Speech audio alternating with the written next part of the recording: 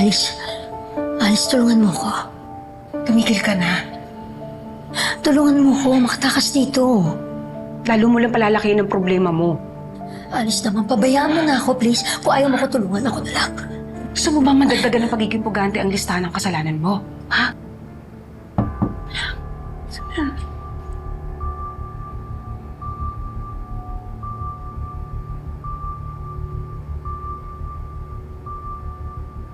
Anong ginagawa niya dito?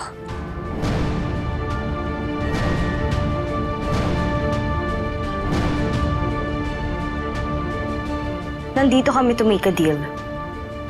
What makes you think na makikipag-deal ako sa taong pumatay sa anak ko? Gawin mo for Jessica. Tingin mo magugustuhan niyang makulong ka? Dahil violate mo ang TRO.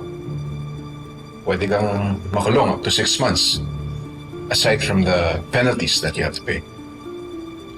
Anong gagawin niyo? Papakancel niyo ang TRO? Sa tingin mo, papayag yung nanay mong kabit na hindi ako makulong?